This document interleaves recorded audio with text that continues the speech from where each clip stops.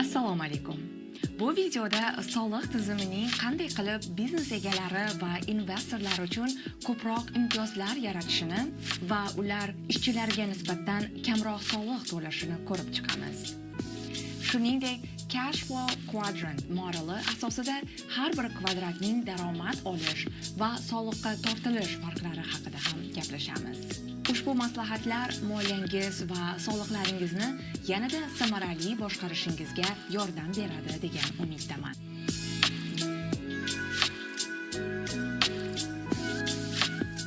Soliq maslahatchisi sifatida aytishim mumkinki, AQShda eng katta va foydali soliq imtiyozlari ko'proq investorlar va biznes egalari uchun taqdim etilgan. Ish haqqi oluvchilarga nisbatan biznes egalari va investorlar kamroq soliq to'laydilar. Turli soliq strategiyalaridan foydalanadilar va bu nafaqat ularning soliqqa tortiladigan daromadlarini kamaytiradi, balki boylik yaratish imkoniyatlarini ham oshiradi.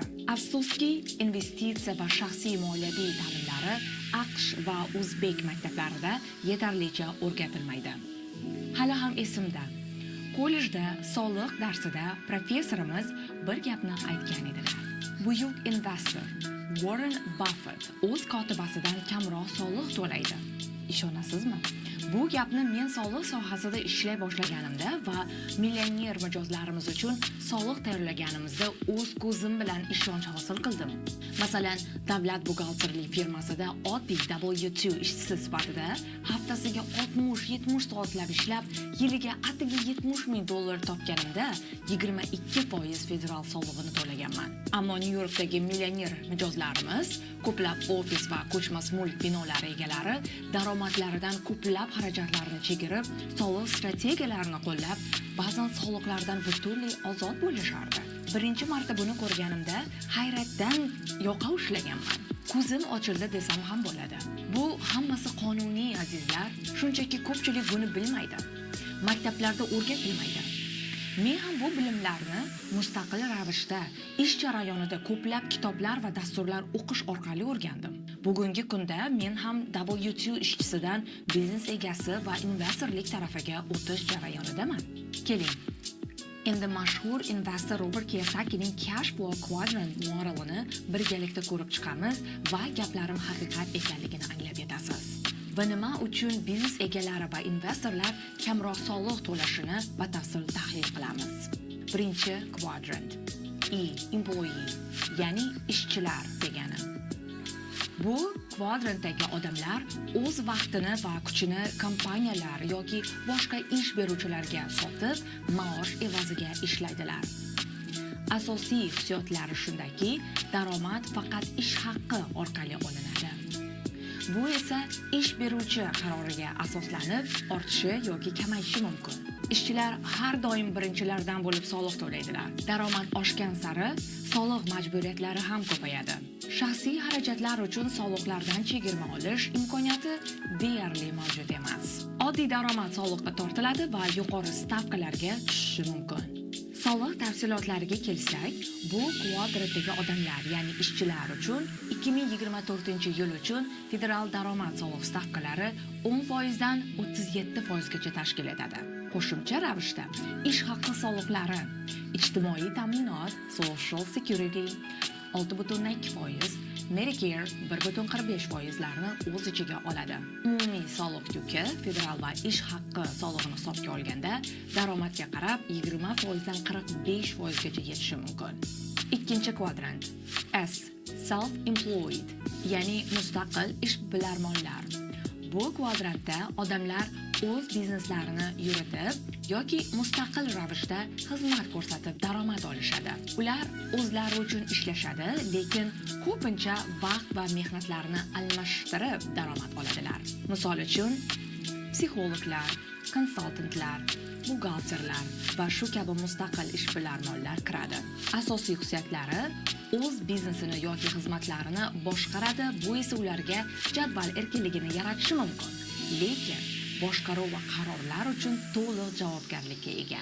Daromad ishlagan vaqt va ko'rsatilgan xizmatlar miqdoriga bog'liq. Ko'pincha hamma ishni o'zi qilishiga to'g'ri keladi. Soliq tafsilotlariga kelsak, mustaqil ishbilarmonlarning daromadlariga federal soliq stavkalari 10% dan 37% gacha qo'llaniladi. Qo'shimcha ravishda ular self-employment, o'z-o'zini band qilish solig'ini, ya'ni ijtimoiy ta'minot, Social Security va Medicare soliqlarini 15,3% miqdorida qo'shimcha soliq to'laydilar. Faqatgina ishbilarmon xarajatlarini to'g'ri hujjatlashtirishsagina soliqqa chegirma qilishlari mumkin. Natijada umumiy soliq yuki ko'pincha 30% dan 50% gacha bo'ladi. Xulosa qilib aytganda, o'z-o'zini band qilganlar yoki mustaqil ishbilarmonlar o'z bizneslarini boshqaradilar, lekin ko'proq soliq to'lashadi va ko'proq mas'uliyatga egadirlar. Vaqtga va ish hajmiga bog'liq daromad topadilar. 3-kvadrant B, ya'ni biznes egalari. Bu kvadrantda odamlar o'zlari uchun emas, balki tizim va jamoa orqali pul topadilar. Biznes egalari o'zlarining jarayonlari va tizimlarini yaratadilar va boshqalar, ya'ni xodimlar, menejerlar orqali daromad olishadi. Asosiy xususiyatlari: ular tizimlar va jamoalar quradilar. Shaxsan o'zlari ishlamasalar ham daromad davom etadi. Tizim ishlaydi, odamlar tizimga xizmat qiladi. Vaqt va moliyaviy erkinlik imkoniyati bu kvadrantda ancha yuqori. Asosiy maqsad biznesning o'zi mustaqil tarzda daromad keltiradigan tuzilmani yaratish. Soliq tafsilotlariga kelsak, biznes egalari kompaniya daromadlari hisobidan ko'plab xarajatlarni, xodimlar maoshlari, transport, marketing va boshqa shu kabi biznes xarajatlarini soliqdan chegirib tashlash imkoniyatiga ega.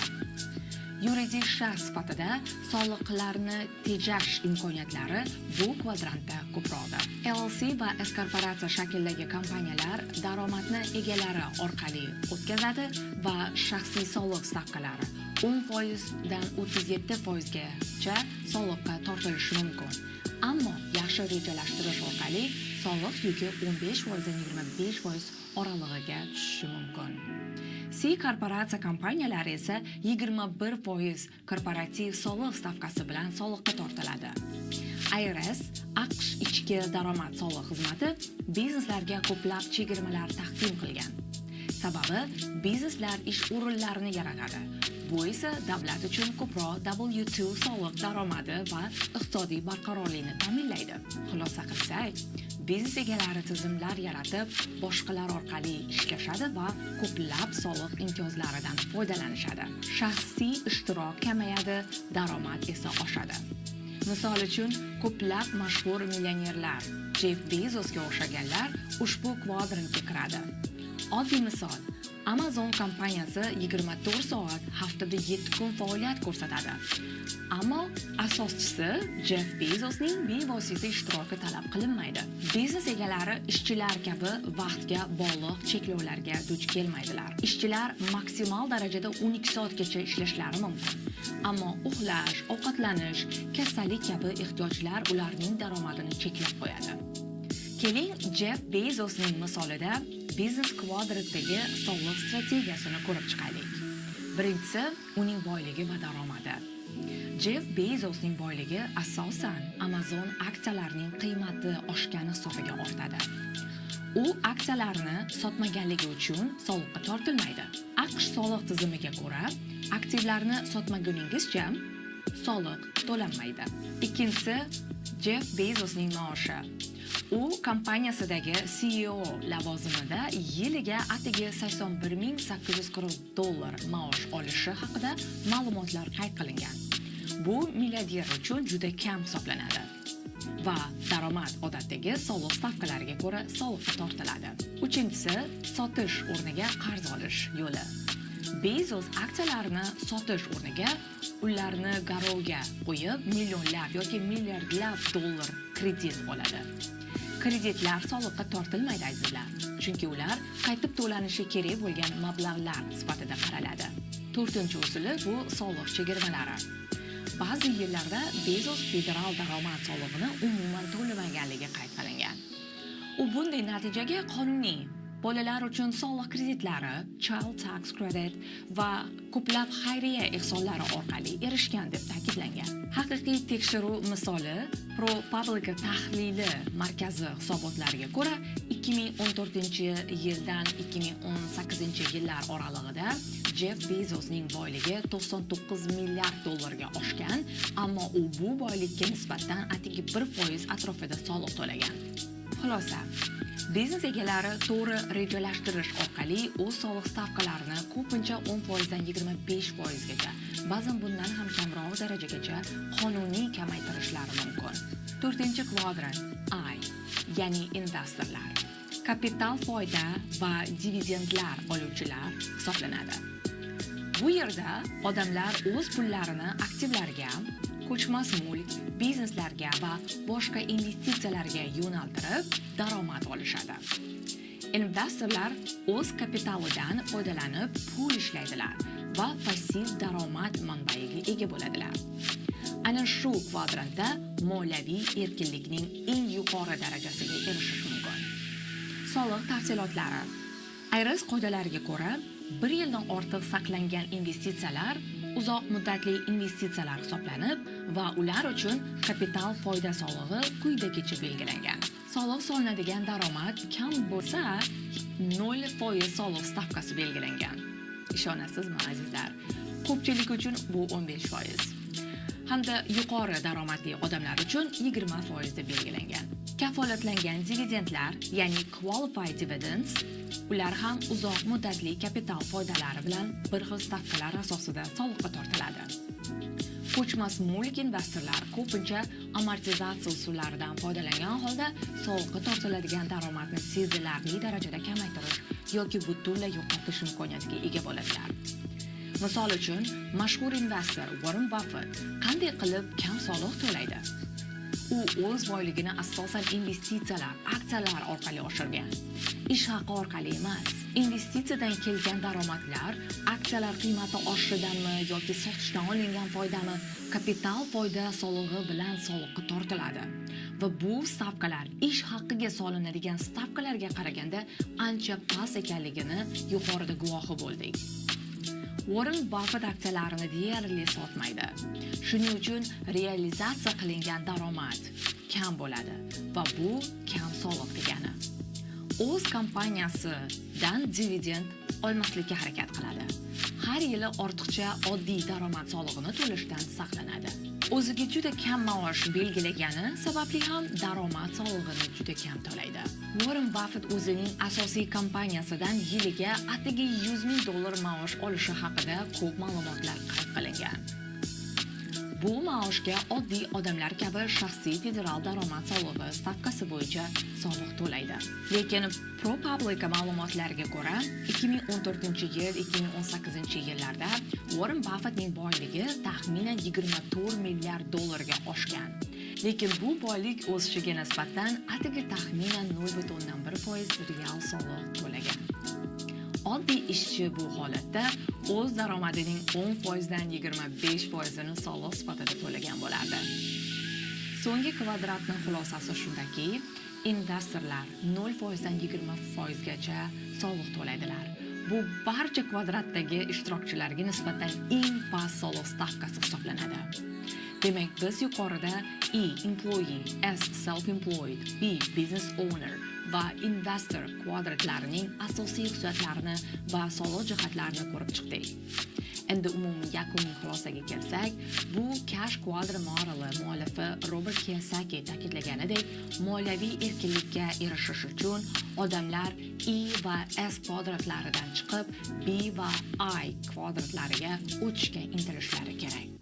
Chunki ishchi va mustaqil ishchi sifatida odamlar ko'proq vaqt va kuchlarini sotuvi evaziga daromad oladilar, ko'p soliq to'laydilar va moliyaviy erkinlikka erishish ancha qiyin. Biznes va investor kvadratlarida esa tizimlar va xodimlar biznes egalari uchun ishlaydilar. Uyquda bo'lsangiz ham daromad manbalari ko'payadi, soliqlar esa kamroq to'lanadi va shu borada boylik va passiv daromad shakllanadi. Xo'sh, qanday qilib E va S kvadratlaridan B va I kvadratlariga o'tish mumkin. Birinchi bo'lib, moliyaviy savodxonlikni oshirishimiz kerak. Aziz do'stlar, birgalikda soliq tizimi, investitsiyalar, biznes yuritish haqida o'rganish kerak. Kitoblar o'qish, kurslarga yozilish, tajribali insonlardan o'rganish lozim. Daromadning bir qismini investitsiyaga ajratishga harakat qilish kerak. Agar biznes boshlagan bo'lsangiz, uni shunday rivojlantiringki, siz bo'lmasangiz ham daromad olib kelsin.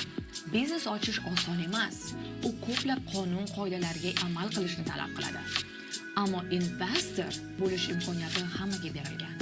Qaysi kvadrantda bo'lishingizdan qat'iy nazar, har bir daromadingizni kamida 15%, 10% qismini investitsiyaga ajratsak, moliyaviy kelajagimizni muvaffaqiyat sari yo'naltirgan bo'lamiz. Agar bugun faqat ish haqi uchun ishlasak, ertaga ham yana ish haqi uchun ishlashga majbur bo'lamiz. Ammo agar bugundan tizimlar va investitsiyalar qurishni boshlasak, bir kun kelib pullar biz uchun ishlay boshlaydi va bizga vaqt hamda moliyaviy erkinlik yaratadi. Bolalarimizga, kelajagimizga qoldirishimiz mumkin bo'lgan meros yaratadi. Shunday qilib, bu videoda biz AQSh soliq tizimining biznes egalari va investorlar uchun qanday afzalliklar yaratishini, shuningdek har bir kvadrantning soliqqa tortilish farqlarini ko'rib chiqdik. Ushbu maslahatlar sizga moliyaviy qarorlaringizni yanada samarali boshqarishda yordam beradi degan umiddaman. Keyingi videolarda ko'rishguncha omon bo'ling.